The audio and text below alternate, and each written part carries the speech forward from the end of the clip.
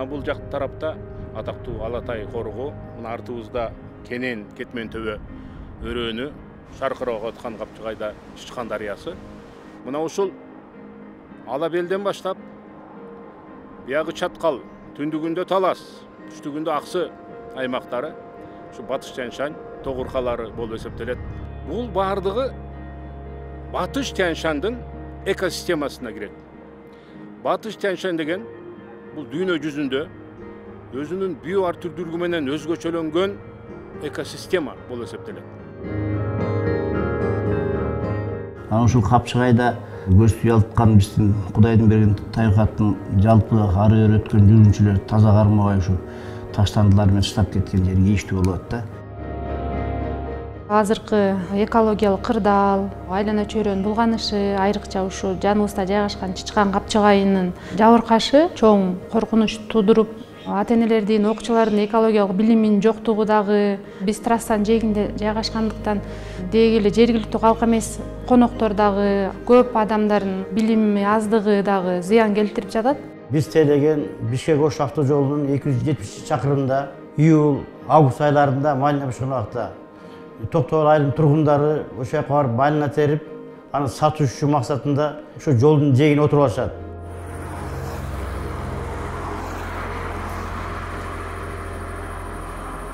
Ал жерде жол коопсуздугу аябай опталды.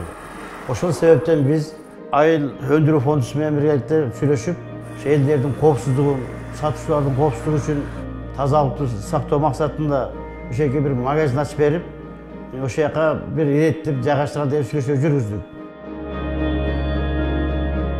Кудай кааласа проект жазганбыз. Көчөттөрдү коргоогонго, жанагындай жаратылышты коргоодо көчөт өстүргөнгө пихта өстүрөбүз деп отдельно жазганбыз. Бул жерге пихта себилген.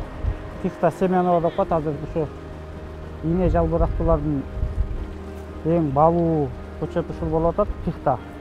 Кыргызстанда өтө көп эмес. Bir жумадан кийин жакшы чыгып калат.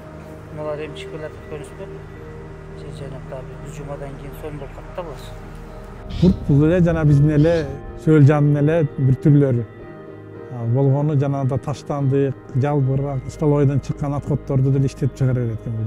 Алты эле токой бөлүмү бар, ошондон келип алып келип ушул жерден куртку иштеп чыгарып, ушу көчөткаларга апарабыз деген максатыбыз бар. Бизге кереги зымтор, мамычалары, цемент, пескоблоктон сооружение курушубуз керек. Ошон үчүн биз курттарды өстүрүү боюнча долбоор жазганбыз. Бул бирөө үчүн эмес, биз өзүбүз үчүн күрөшүш керек. Жаратылышты сактап калуу үчүн. Биз мисалы үчүн бирөөгө дома тартпайбыз. Биз могу жазып атабыз, могундай кылгыла, акчасын төлөп бергиле деп айтпайбыз. Биз өзүбүз үчүн жаратылышка ошо кайдыгер карабастан биз эмгек жаратып келатабыз. Балдар барып турат. Аял кишилерден да бар, эгер кошуп алганбыз, келе жардам бериңиздер. Сабак өтүңүздөр, мектептерге барып жаратылышты коргоо. 40-50 чыккандан кийин токтолбойбуз. Аны кичинекей 1-класстан, 2-класстан баштап сабак өтүп кошолду кичине жаратылышка үндөп үйрөтсөк, ошондо кийин алда аң сезими өзү жаратылыш боюнча кичине бир нерсени үйрөнүп калса, браконьерство деген жоголот бизде да. Флора жана фаунасыз токой болбойт да. Жан жаныбарларды сактоо максатында бизге абдан керектүү ушул каталогушка.